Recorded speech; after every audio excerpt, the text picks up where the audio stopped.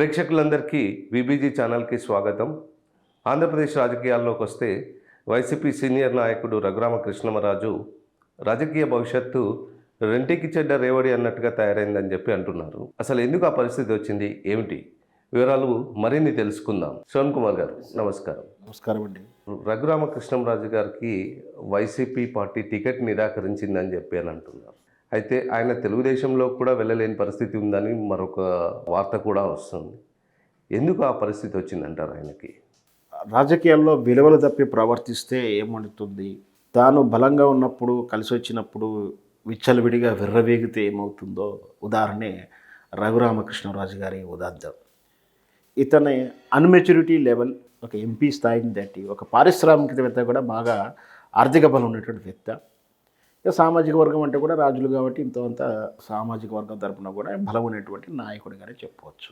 ఎంత పెద్ద నాయకుడైనా సరే, ఎంత సామాజిక వర్గం అయినా సరే, లేదా ఎంత పెద్దటువంటి కలిసి వచ్చే అంశం ఉన్నప్పటికీ కూడా ప్రజల విషయంలో కానీ, ప్రజల ఓట్ల విషయంలో కానీ, ప్రజా తీర్పు విషయంలో కానీ, మోరల్ వాల్యూ విషయంలో మాత్రం అందరూ తలదించాల్సిందే, తల వంచాల్సిందే. ఇక్కడ రఘురామకృష్ణరాజు గారు నైతికతకు దిగజారి ప్రవర్తించిన తీరు, ప్రజాస్వామ్యాన్ని అపహాస్యం చేస్తున్న తీరు చూస్తూ ఉన్నాం మనం ప్రతిరోజు కూడా చాలా రకాలుగా. అతను వ్యవహారికంగా వైఎస్ఆర్పీ పార్టీలో ఉన్నాడు.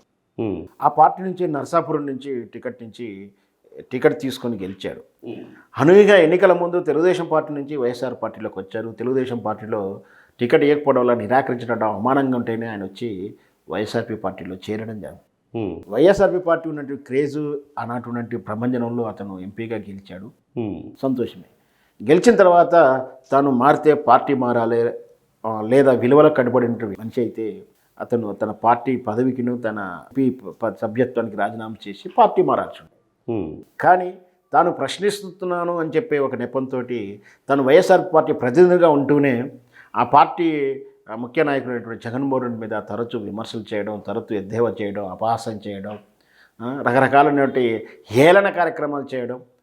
అంటే సొంత పార్టీ అధికారికంగా చూస్తున్నామో అతను వైఎస్ఆర్ పార్టీ స్థానంలో ఉన్నట్టు, కానీ ఆయన ప్రతి మీటింగ్ కానీ ప్రతి వ్యవహారం అంతా కూడా తెలుగుదేశం పార్టీకి అనుకూలంగానూ తెలుగుదేశం పార్టీకి కలిసి వచ్చేలా పెడుతూనే వైఎస్ఆర్ పార్టీని ఇబ్బంది పెట్టే కార్యక్రమం. అంటే మన ఊర్లలో పాత సామెత ఉంటుంది, తినేదేమో భర్త సొమ్ము, పాడేదేమో ఏదో సామెతగా.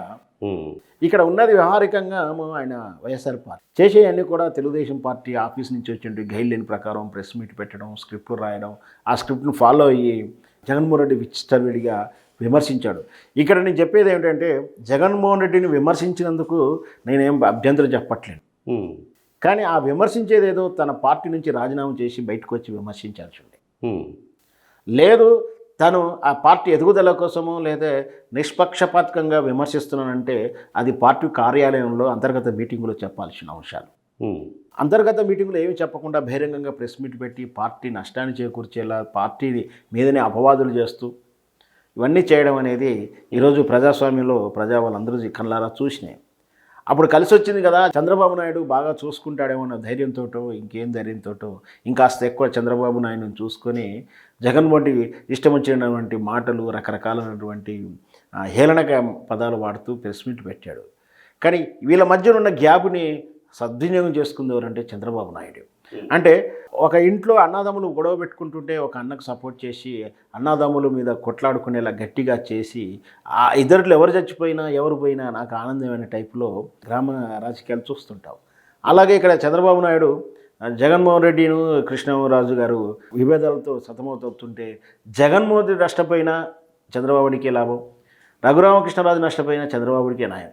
ఈ విషయం తెలియక అమాయకంగా మరి ఆయన ఎన్ని కోట్లు పెట్టి ఆయన లక్షలు ఎట్లా సంపాదించాడో, ఏం సంపాదించాడో, ఎట్లా తెలివిగలవాడు అయ్యాడో మనకైతే అర్థం కావట్లేదు. కానీ చిన్న లాజిక్ ఇసి పెట్టేసి జగన్మోహన్ రెడ్డి మీద ఇష్టం వచ్చినట్టు మాటలు మాట్లాడారు.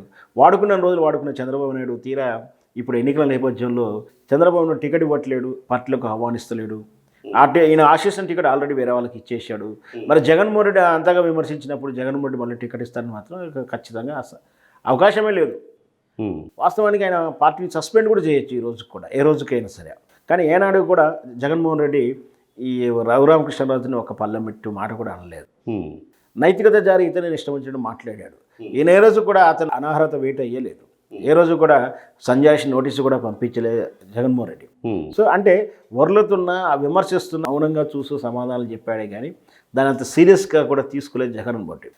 కానీ వీళ్ళ మధ్య వైరాన్ని బాగా వాడుకుంటూ తరచూ ప్రెస్ మీట్లు పెట్టించు జగన్మోహన్ రెడ్డి మీద విమర్శలు చేస్తూ ఉన్నవి లేనివి అపోహలు కల్పిస్తూ రకరకాల కథనాలని ప్రెస్ మీట్లని చూసినాం మనం చంద్రబాబు నాయుడు చేయించినటువంటి. సో అంతలా వాడుకొని చంద్రబాబు నాయుడు తీరా ఈరోజు టికెట్ ఇస్తలేడంటే ఇక్కడ అర్థం చేసుకోవాల్సిందంటే ఇతను ఒక కామెడీ పీస్గా చూసుకున్నాడు, రఘురామకృష్ణరాజుని ఒక డమ్మీ క్యాండిడేట్గా చూసినట్టు కూడా అర్థం చేసుకోవచ్చు.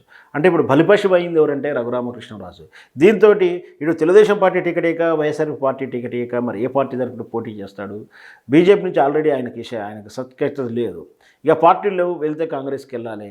ఏ వెళ్ళినా కూడా వైఎస్ఆర్ పార్టీ లేదా తెలుగుదేశం పార్టీ రెండిట్లో ఏదో ఒక పార్టీ మాత్రమే అధికారంలోకి వచ్చిన విషయం అందరికీ తెలిసిన విషయమే. ప్రాధాన్యత లేని పార్టీలోకి తానైతే వెళ్ళాడు, ప్రాధాన్యత ఉన్న పార్టీలకు వీళ్ళకి ద్వారాలు మూసి ఉన్నాయి. సో దీన్ని వెరసి ఒకవేళ ప్రాధాన్యత లేని రాజకీయ పార్టీ కాంగ్రెస్కో ఇంకేళ్ళనో పోయితే ఓడిపోతే రాజకీయ జీవితం చరమకం అయిపోయినట్టుగానే భావించవచ్చు. అంటే రఘురామకృష్ణరాజు తన రాజకీయ సమాధిని ఆయన నిర్మించుకున్నాడు. దానికి సిమెంటు కంకర అంతా కూడా చంద్రబాబు నాయుడు సప్లై చేసినట్టే మనం చెప్పుకోవచ్చు. ధన్యవాదాలు శ్రవణ్ కుమార్ గారు.